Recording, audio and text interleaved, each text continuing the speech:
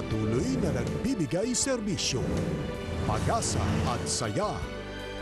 GMA Regional TV, kapuso ng bawat Pilipino.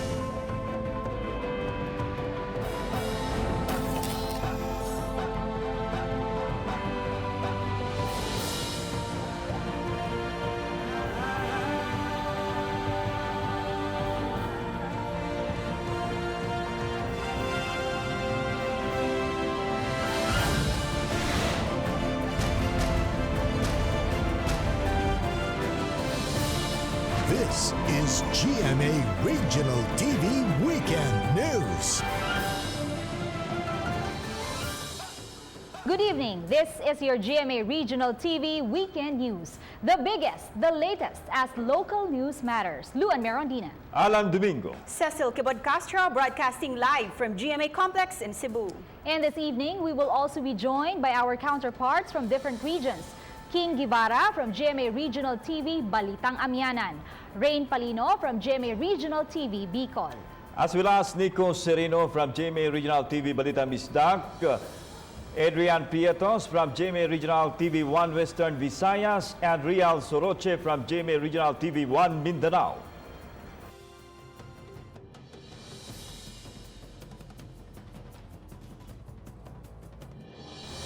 The number of people infected by COVID-19 worldwide is now over 17.4 million. While in the Philippines, most places are now under MGCQ, but the number of new cases is still increasing. Nico Sereno of GMA Regional TV Balitang Bisdak will give us the update. COVID-19 infections globally is still on an upsurge. According to Johns Hopkins University, on the global scale, the Philippines is the 28th country with the most number of COVID cases. There are now over 17.5 million COVID-19 confirmed cases around the globe, with more than 10.3 million recoveries and more than 679,000 deaths, as reported by the Johns Hopkins University Coronavirus Resource Center. As of the latest update from the Department of Health, the number of COVID-19 cases in the Philippines climbed to 98,232, of which 30,928 are active, 65,265 have recovered, and 2,039 died. In North Central Luzon, there are 3,161 COVID-19 confirmed cases with 1,345 recoveries and 121 deaths. According to the latest report from the DOH Center for Health Development, Region 1 has 485 confirmed cases. Region 3, or Central Luzon, now has 2,420 COVID-19 cases. 256 cases are recorded in the Cordillera region. In the Bicol region, current confirmed cases of COVID-19 is at 446 with 196 recoveries and 11 deaths. 146 of them are from Albay, 171 in Camarines Sur, 9 in Camarines Norte, 29 in Sorsogon, 17 in Catanduanes, and 74 in Masbate. In Central Visayas, there are 16,312 COVID-19 positive cases, 6,380 of which are active. There are 9,095 recoveries and total deaths at 837. 1,767 cases are in Cebu Province, 104 in Negros Oriental, 87 in Bohol, while Siquijor remains free from COVID-19. In metro cities, 9,000 cases of COVID-19 is recorded in Cebu City, 3,292 of which are active. Of the 1,963 COVID cases in Mindanao City, 984 are active, while Lapu-Lapu City has 1,830 and 745 active cases. In Eastern Visayas, according to DOH Region 8, a total of 936 COVID cases are recorded, 263 of which are active, with 670 recoveries and 3 deaths. Of the total COVID cases, 393 are from Leyte, 122 from Southern Leyte, 212 from Samar, 40 from Northern Samar, 4 from Eastern Samar, 36 from Biliran, 65 from Ormoc City, and 64 from Tacloban City. COVID-19 cases in Western Visayas increased to 1,244.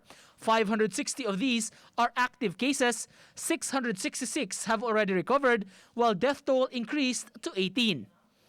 Aklan has 6 confirmed cases, 15 in Antique, 7 in Capiz, 87 in Iloilo Province, 48 in Negros Occidental, and Guimaras recorded its first COVID-19 case. OFW repatriates and locally stranded individuals record the most number of cases with 882. Meanwhile, Bacolod City recorded 108 confirmed cases, while COVID-19 cases in Iloilo City increased to 91. In Mindanao, a total of 3,612 confirmed COVID-19 cases were reported. 1,994 have recovered, while the death toll is now at 90. Davao region has recorded a total of 1,310 confirmed COVID cases, with 756 recoveries and 48 deaths. Meanwhile, House Deputy Speaker Basilan Congressman Mujib Hataman and his wife Isabela City Basilan Mayor Siti Jalia Hataman have been tested positive for COVID-19. Zamboanga Peninsula now has 718 confirmed COVID-19 cases in the region, with 358 recoveries. The death toll is at 16. Meanwhile, confirmed COVID-19 cases in northern Mindanao rose to 537. 301 have already recovered, while the number of deaths is at 11. Socsargen has reported 260 confirmed cases, 113 recoveries, and 4 deaths. Caraga has also recorded 306 confirmed cases, 180 recoveries, and 1 death. In Barm, there are a total of 456 confirmed COVID-19 cases and 10 deaths, while 274 have already recovered.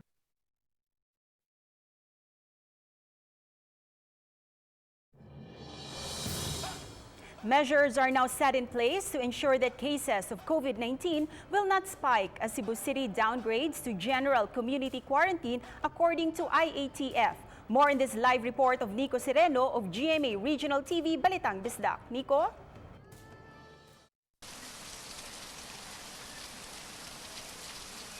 Yes, Sil, with the exodus of locally stranded individuals both inbound and outbound here in Cebu, the IATF has outlined measures to ensure everyone's safety. Now that Cebu City is under GCQ, many locally stranded individuals are eager to go back to their respective provinces. Among those excited to travel back home is Rudy Soriano. He has been stranded in Cebu for 5 months. Okay naman po. Salamat po, makakauwi na. 18,000 LSIs in Cebu City are still awaiting approval to travel home. According to Cebu City Councilor Joel Garganera, Deputy Chief Implementer of the IATF, they still need to coordinate with their counterpart LGUs who will be receiving these LSIs. And anticipating the thousands of returning Cebuano LSIs, Garganera said health protocols will be strictly employed. So in other words, walay mugawas sa port area without the approval sa mga LGUs. In Cebu Province, which is still under MGCQ, guidelines from different LGUs are also in place when receiving LSIs. With the recorded 73 deaths from COVID-19, Talisay City is still under GCQ and will still implement existing health protocols such as quarantine control checkpoints. But as far as law enforcement is concerned, I would like to remind the people that the level of enforcement will not degrade. Meanwhile, with Mandaue City still on extended GCQ, the LGU is calling out for more contact tracers. Additional contact tracers are needed to improve the city's COVID-19 tracing in the barangays. A tracer will receive 12,000 pesos monthly salary and will be considered a job order employee. Related sa mga health nga mga courses. Priority man ang kanang mga health allied nga mga courses o criminology as may be needed niya subject sa availability of funds. In related news, because of the implementation of quarantine protocols, cases of online sexual exploitation increased. This according to the International Justice Mission in close coordination with the Australian Federal Police. An IJM officer said the group already carried out 5 rescue operations in the province of Cebu since the lockdown was implemented. They were able to also see that CSCM, child sexual exploitation materials ng mga websites were crashing down because of high traffic to these sites. Daghang ni access ana nga sites to the extent nga ni crash na ni nga mga websites. Still today on the start of the implementation of the general community quarantine status in Cebu City, a one-time big-time operation was launched. Around lunchtime, more than 100 quarantine violators were apprehended and were made to undergo a seminar on health and safety protocols. Common violations include leaving their houses without quarantine passes. Despite the downgrade of the quarantine status in the city, authorities warned that strict protocols are still in place, including police checkpoints set up around the city. Some establishments have already reopened, including places of worship. The Basilica Minore del Santo Niño has started to accept pilgrims and devotees, but strict protocols are being implemented. Meanwhile, locally stranded individuals are starting to flock to the pier area to purchase their tickets for the resumption of their trips back home. Several documents such as travel authority and medical clearance are strictly required before LSIs are allowed to travel. Sil. Thank you, Nico Sereno. A family in Davao City tested positive for COVID-19. These and more updates in Mindanao from Rial Soroche of GMA Regional TV 1 Mindanao. Live, Rial.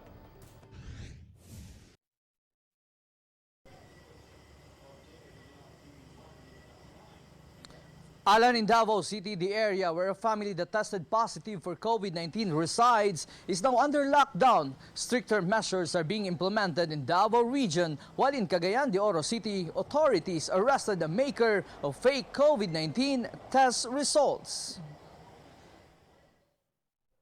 A family of 4 in Barangay 5-A Bangkiron, Davao City tested positive for COVID-19. The 4 are a married couple, their 23-year-old daughter and her live-in partner. The barangay immediately placed their house on lockdown, including the neighboring houses. Barangay Captain Edgar Ribuyan Sr. said that the 4 COVID patients from Purok 6 first tested positive in a rapid test, and this was later confirmed with their RT-PCR test. Pagkagabi, gidala nila sa SPMC, and then ang katong mga natay contact tracing, mo ang kung na contact na itong yung hinabi niya, ato nang itaga anong suporta nga dili na magagawa yun. Therefore, ang polis po nato na ako tayo nabantay sila. Meanwhile, a new thermal scanner was installed at the Task Force Davao checkpoint in Barangay Lasang. The machine, which is placed inside a container van, will measure the temperature of people entering the city and minimize body contact between Task Force Davao personnel and the travelers. Aside from the checkpoint at Barangay Lasang, the Davao City LGU also equipped other entry points in Turil and Calinan with thermal scanners. Starting this month, Davao del Norte Province will implement a no QR code, no entry, no transaction policy. The QR code should be presented upon entering the province, which will also be used to enter and transact in all government offices and private establishments. The residents of the province will be provided with their own QR codes through the respective LGUs, while non-residents who need to enter the province may register online through davnersystems.gov.ph. Registration booths will also be installed at all checkpoints of the provincial boundaries. The applicant should bring a valid ID with details including address and birth date or supporting document such as birth certificates. The establishments in the province are also obliged to install a scanner and should not allow entry to anybody who has no QR code. Ang target yun nato nga date is August 1. However, it's really impossible considering na dili pa ta ng private establishment dunay kuan, dunay kanang scanner. So kung nato sa yun nato nga ma-reach na tong 100% nga kanang kanang preparation kay aron gyud to implement nato na siya as soon as possible. In Barangay Lumbia, Cagayan de Oro City, authorities nabbed a maker of fake COVID-19 test results, medical certificates, and authorizations to travel. The suspect is identified as Ramonito Lopez. Items used for forging documents were confiscated. Authorities fear that if someone who is COVID-19 positive uses these forged documents when traveling, he or she might infect others. Ay dili na violation na gid po daan no ang pagpamiki no sa mga dokumento no mo na nga gioperita nato siya labi pa karon nga ang iyang gihimo is dako kayo nato nga gisugubang nga problema. Meanwhile, Northern Mindanao Medical Center Chief Dr. Jose Chan resumes office after his leave of absence ended yesterday. The hospital clarified that they have not yet received the Health Department's response on Dr. Chan's application for early retirement. Here in Davao City, starting Monday, curfew hours in the implementation of the food and medicine pass will be lifted as the city continues to be under MGCQ. Alan. Thank you, Real Suroche. The distribution of cash subsidy in some areas in Iloilo City, Bacolod City, and Morsha towns in Negros Occidental were suspended due to failure to observe social distancing. GMA RTV's John Sala tells us more in this report. The distribution of cash assistance under the Social Amelioration Program presents a big challenge for most local government units, with thousands of beneficiaries gathering in designated venues making it difficult to enforce social distancing. In Barangay Bacau, Mandurriao, Iloilo City, barangay officials criticized the lack of an organized system by the city's Social Welfare Development Office. On Tuesday, cash distribution was postponed due to lack of documents needed. Kai-prepare nila pagid ang mga doon documents, siyempre kadamo man doon ang mga payroll. Kung hindi kita malabutan, please, mapuli lang kita, ana. In Morsha, Negros Occidental, frequent reminders by barangay officials for the beneficiaries to observe physical distancing fell on deaf ears. Noticeably, many of those who crowd venues are senior citizens who are vulnerable to COVID-19. Pangayo lang ko sang kooperasyon sang tanan. Hindi lang kita anay bala nga ngakig lang gulpe. Each day, only 80 to 160 beneficiaries can be accommodated by the money transfer provider, where the subsidy is downloaded. A senior citizen says that she is afraid of getting infected, but still risks lining up to get her much-needed subsidy. Ambot ang iba niya, gadasok sa wala linya. Kulbaan mo tayo sa lumang tawo, di kulba man. Kalayo nga daan sa Buena Vista, nga daan ang pletihan namon pakadto pakaro, ipon mo magtatlo kami, 300 sa pakadulog namon. The PNP recommends that beneficiaries claim their cash subsidy from money transfer providers in Bacolod City to reduce the overcrowding at distribution venues. They can accommodate because nasa isang computer system nila yan. In Bacolod City, cash distribution was postponed after 10 employees of the Department of Social Services and Development at the new government center and 10 Bacolod City Social Welfare and Development Office personnel were exposed to a COVID-19 positive patient. The wife of one of the employees was also infected with the virus. All the close contacts were required to undergo home quarantine. Together with cameraman Siri Lurinduque, John Sala for GMA Regional TV.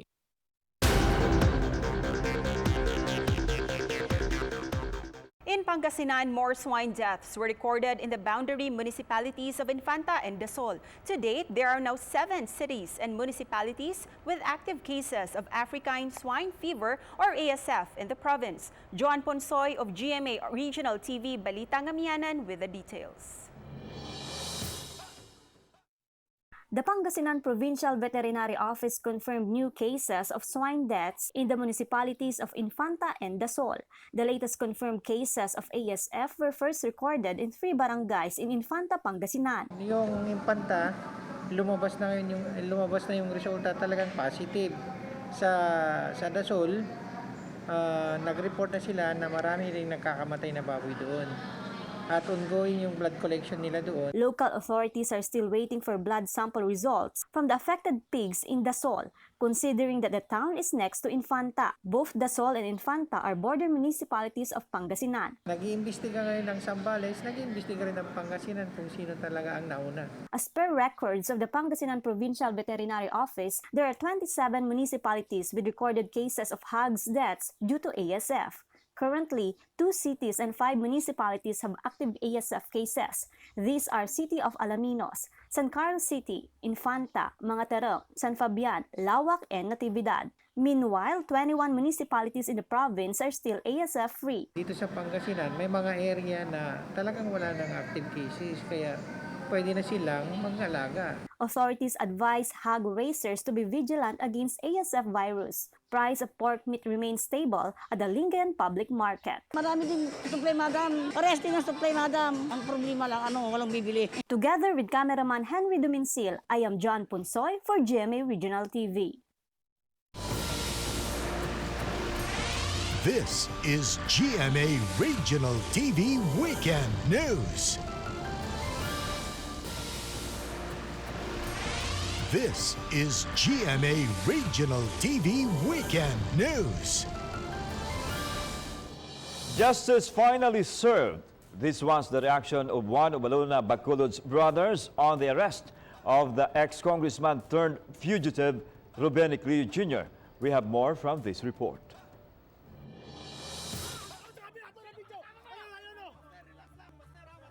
Nino Bacolod thanked the authorities for arresting the Supreme Master of the Philippine Benevolent Missionaries Association. Ecleo was convicted in 2012 for killing his wife, Alona Bacolod Ecleo, in 2002.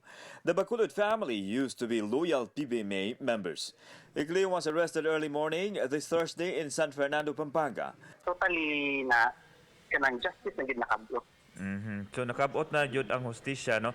Pero okay, sa kadudo na kabot na mong hustisya tong decision sa court, pero karon totally jud kay nakuha naman siya na arrest naman jud siya. Mo jud may maghuna-huna. Siguro panahon na jud ba God's time jud. Nino said that although their family has already moved on through the passing of the years, Alona's murder and the massacre of the Bacolod family has left a scar that will remain forever. Actually, daghan kay kong pasalamatan kay tungod aning kalambuan sa kaso karon. Okay. Gumikan aning kalambuan sa kung dili nila dili gid ni makabot namo. Number 1 sa sang attorneyong ko katong abogado ni namo na comment siya na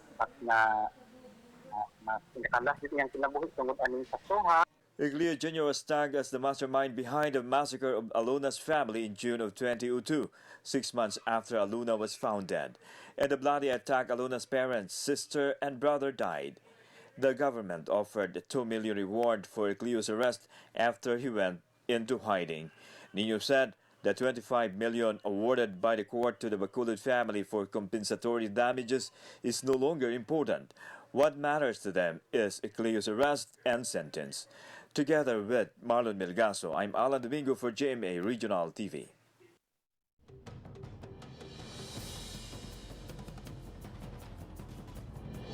Despite increasing cases of local transmission of COVID-19 in Bacolod City, Secretary Carlito Galvez, chief implementer against COVID-19, dismisses calls to place the whole city under enhanced community quarantine. The details live from GMA RTV1 Western Visayas, Adrian Prietos.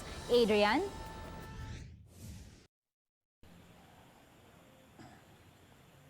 Yes, my local officials in Bacolod City, Negros Occidental, submitted a situation report to the National IATF detailing the number of local cases in communities and among repatriated overseas Filipino workers and locally stranded individuals, or LSIs. The data will be used, as basis by the National IATF to determine the quarantine status of the city. In a recent meeting with Western Visayas officials, National Action Plan Chief Implementer Secretary Carlito Galvez said that localities can no longer afford total lockdowns as we strive to jumpstart our economy. Galvez was responding to an appeal from 2 medical societies in Bacolod lobbying for the president to place the city under ECQ. The doctors cited limited facilities to respond to the spike in the number of local cases. The Bacolod IATF does not agree with the proposal of the medical societies. Most of their concerns and recommendations, honestly, na-implement na eh. Okay. So I think wala man na diferensya. But for me, ang personal kay Mayor, ang tone wala sang letter. It seems that we are remiss of our responsibilities. In a position paper, 5 business groups in Bacolod City and Negros Occidental also expressed their opposition to the proposed return of Bacolod City to ECQ status. Just for the record, we want the public to know that ining mga punto nila nga nabutang sa sulat nila kay Presidente, amo man ni ang amon nga ging discuss point by point during that teleconference ang nagligad nga Sabado. Secretary Galvez explained that instead of closing down the whole community, targeted and surgical lockdowns should be implemented. Yung strategy po natin sa National Action Plan Phase 2 is on how to rebalance our health and economy risk.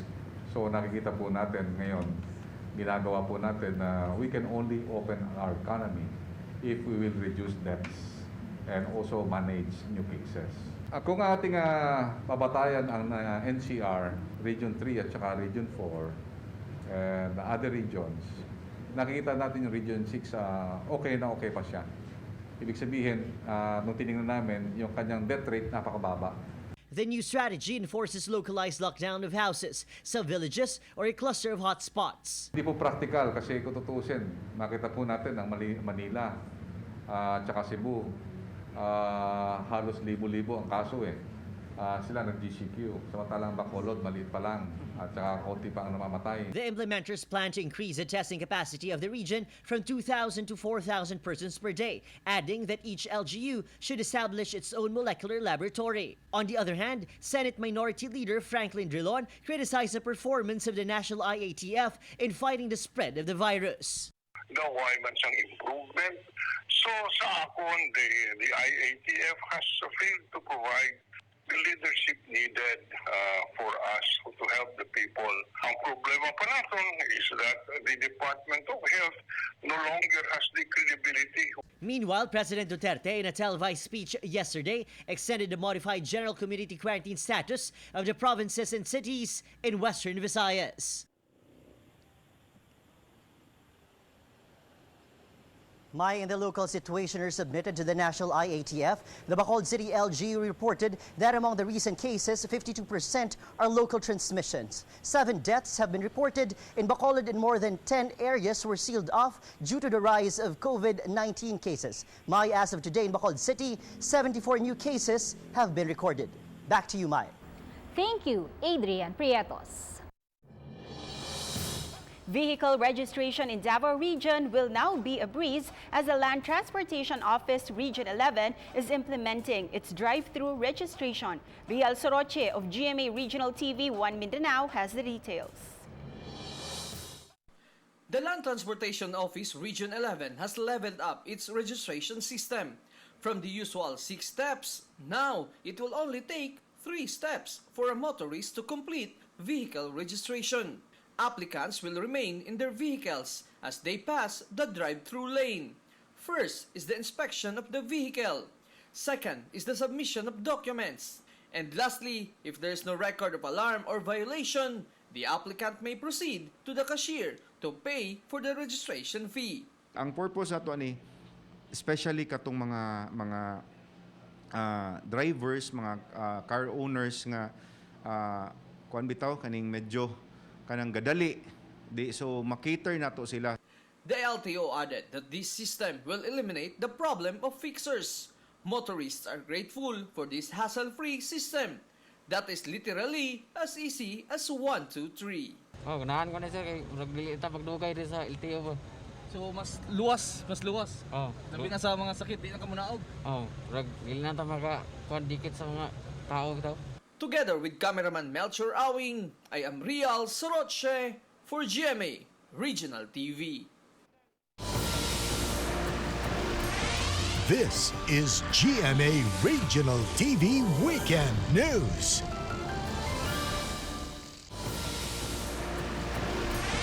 This is GMA Regional TV Weekend News. Moderate to heavy rains were experienced in several parts of the country this week, causing flooding in low-lying areas. In Negros Occidental, 4 people died in a flash flood. The details from GMA RTV Bicol's Rain Palino. The country experienced moderate to heavy rains in different parts of the regions this week due to the low-pressure area. For some, the weather brought needed rainfall for planting, but for some, treacherous water floods. Despite week-long rain, the Bicol River Basin Flood Forecasting and Warning Center recorded no major floodings in Camarines Sur. However, drainage problems caused localized flooding in some areas. In Naga City, some vehicles were not able to pass through floodwaters in the upper barangay of Cararayan. Many residents without face masks were seen wading in the water. In Bacolod Bridge, some children and young adults were seen swimming in the Bicol River. Barangay Kagawad Roderick Hob advised parents to monitor their children and remind them on safety measures. Na pong oras na pagliparoon po ang mga api. Kaning huli po, may pandemic po. Kita mo niya na pagkatakutan, pira po kayan, siguro po may pong maurag sa tubig. Pag sangarap po bagang tubig, pirang minuto pa sana, pwede po pinambagaan ng buhay. On the other hand, the rain benefited some farmers like Maning. July, August, na diyaw na dyan ang aral daw na ang oras. Minsan, sarong semana, 2 beses, 3 beses. Pagit talaga siya na doon. Ngunyan, maray-maray na po.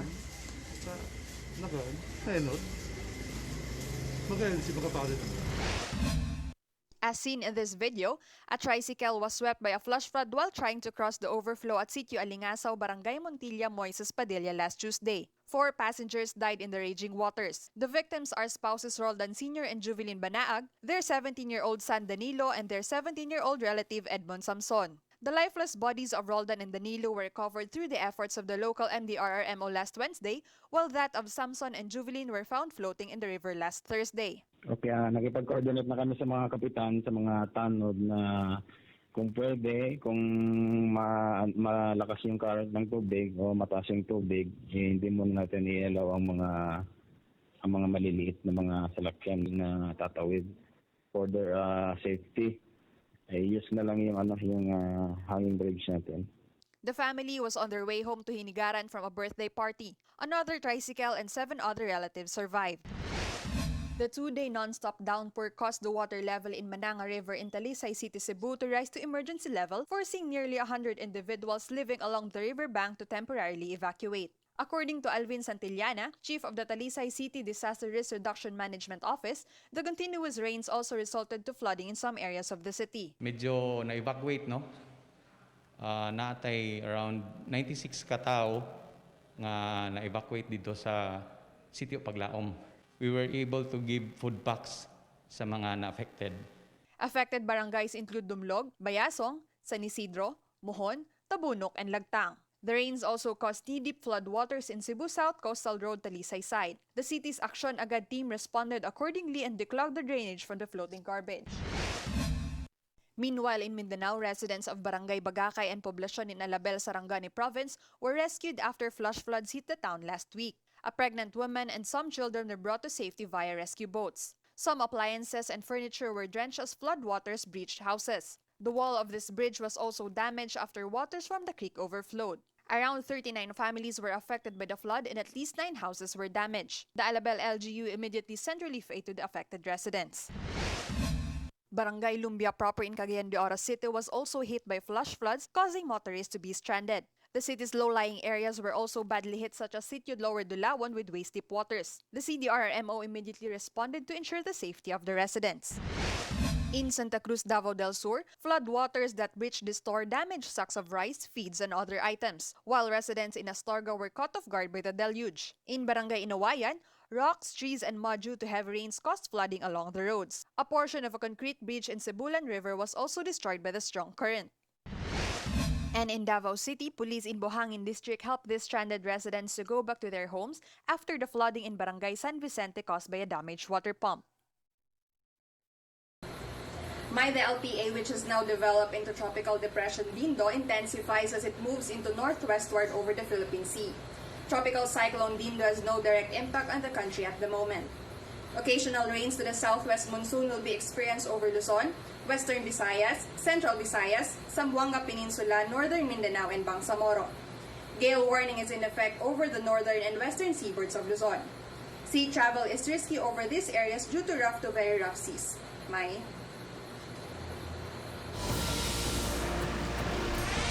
This is GMA Regional TV Weekend News.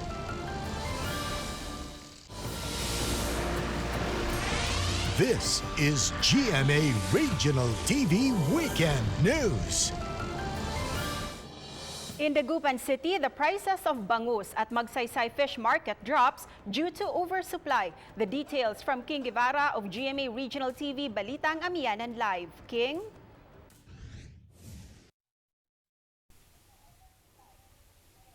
Cecil, price of bangus in Magsaysay Fish Market here in Dagupan City drops due to the oversupply of the popular fish. The oversupply can be attributed to the forced harvest by bangus growers. Continuous rainfall affects the production of dissolved oxygen level, which causes the death of the fish. According to the Bureau of Fisheries and Aquatic Resources, fish growers are forced harvesting to avoid fish kill. Dahil pag umulan kasi tumatabang yung tubig at yung mga plankton namamatay din. Aggravate ito kung medyo marami at malalaki na yung lamang isdaan ng kanilang palaisdaan. So may competition yung decomposition ng namatay na natural food. Because many bangus growers did a forced harvest, there is now a surplus of bangus in the market, pressing the vendors to lower their prices. From 120 to 130 pesos per kilo, the price of bangus in Dagupan City is now at 100 to 110 pesos per kilo. Mas gusto pa namin yung kunti, mabili. Pag marami, di kayo makakabinta.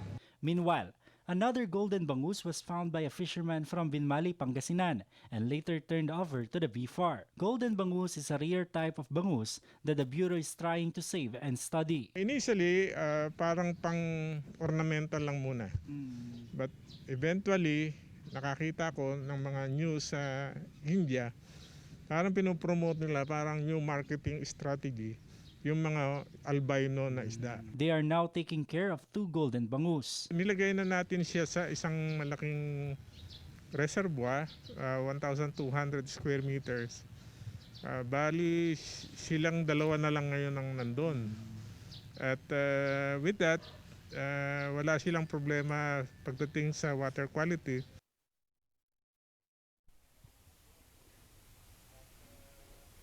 Cecil, while there are more than enough supply of bangus in the market, vendors and bangus growers are still suffering from smaller profit due to the price drop. Cecil.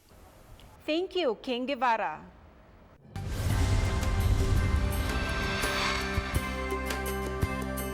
Through the Kapuso Barangayan on Wheels, we here at GMA Regional TV are privileged to meet Filipinos from all walks of life with stories that touch our hearts, just like this hardworking garbage collector in Davao City. Let's hear his story in this report from Sara Hilumin Velasco of GMA Regional TV 1 Mindanao.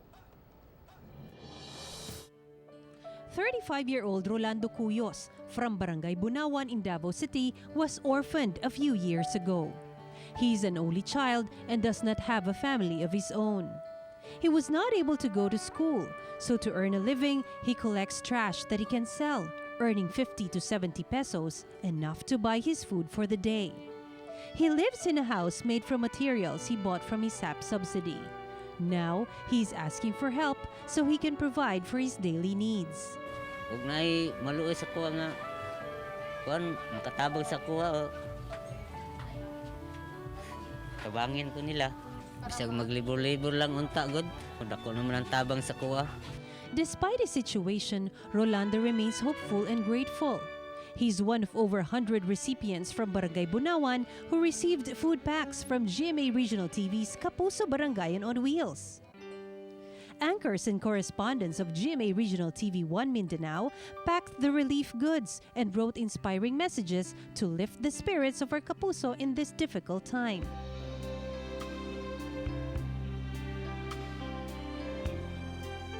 At the venue, the Kapuso team wore their personal protective equipment and disinfected the gym.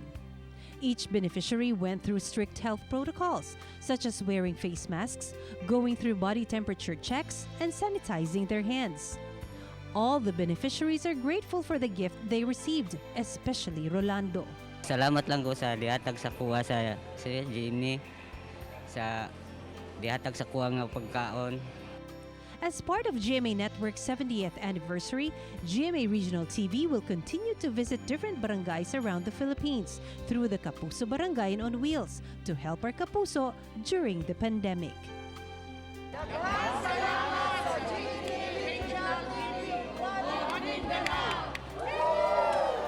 I am Sara Hilomen Velasco for GMA Regional TV.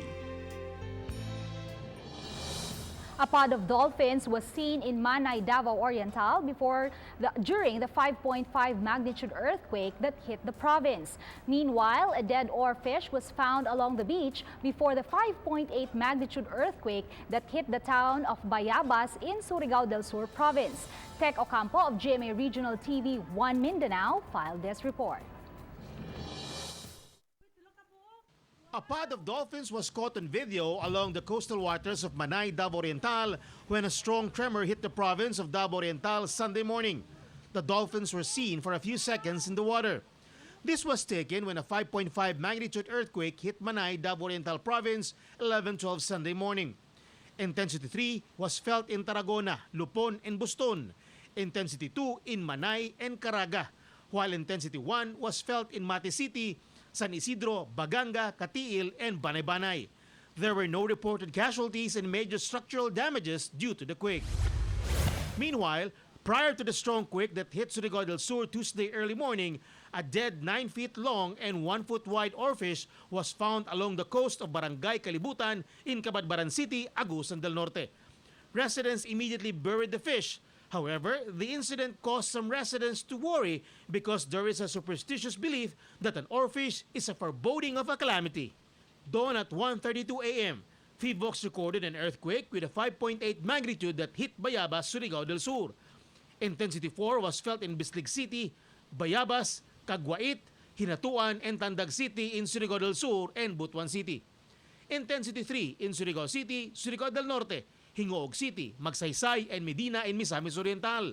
Intensity 2 in Balingasag, Hasaan, Salay, Tagulwan, and Villanueva in Misamis Oriental and Cagayan de Oro City. I'm Tech Ocampo for GMA Regional TV. Pangasinense OFWs in Saudi Arabia were finally repatriated after GMA Regional TV Balitang Amyanan aired a story on their heart-rending situation. Russell Simorio has filed this report. It was only 2 months ago when these OFWs sent out a cry for help from Saudi Arabia. Many of them lost their jobs, forcing them to live at accommodation center provided by the employment agency. After GMA Regional TV Balitang Amyanan aired their story last May, the Overseas Workers Welfare Administration reviewed their situation and processed their repatriation. And on July 28, these OFWs finally boarded their flight back to the Philippines. Hindi po kasi sa Saudi talaga wala pa talaga masyadong pan. Kaya mas ginusto na rin nilang makauwi muna. Nung pagkapapapala sa aeroplano, talagang todo palakpakan. Carlo, together with his colleagues, are now in Manila, staying at a government isolation facility accredited by Bureau of Quarantine while waiting for their COVID-19 test results. They are weary but grateful since they will soon return to their families in Pangasinan. Sa Philippine government at ng GMA Balitang Amyanan, dahil sila po yung naging dahilan kung bakit nakauwi po kami at nakabalik po kami dito ngayon sa Pilipinas. Tuwang-tuwa sir at nakaligtas na mo, nakauwi yung anak ko sir, maayos silang dumating kahit na naka-quarantine pa rin sila sa Manila. Ziawa also said that a standby fund is granted for repatriation assistance, emergency supplies, medicine, food, and accommodation for the returning OFWs. Nagpapasalamat po kami at nakarating na po sila dito, and pagka nakauwi na at nag-normalize na lahat ang ating pang-araw-araw na operation, pwede po silang pumunta dito sa office. Together with cameraman Wilson C., I am Russell Simorio for GMA Regional TV. While the pandemic has forced many to be locked down in their homes, these Visayan artists are currently locked down in a church in Leyte, spending their time painting the church's ceiling with different Bible scenes. The story in this report from February Dumabok of GMA Regional TV Balitang Bisdak. These beautiful and very colorful paintings covering more than half of the ceiling of St. Francis Xavier Church in Palumpon, Leyte attracted the attention of churchgoers and pilgrims.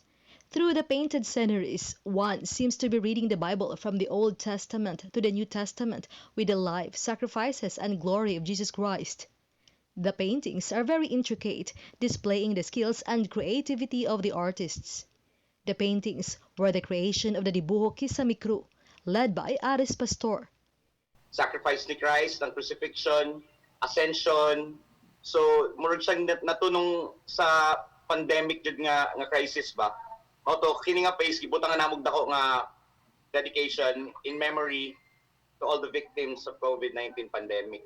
Challenges karon nga nag-pandemic siya kay first kulangan ni og artists kay naman ni mga artists na Cebu based.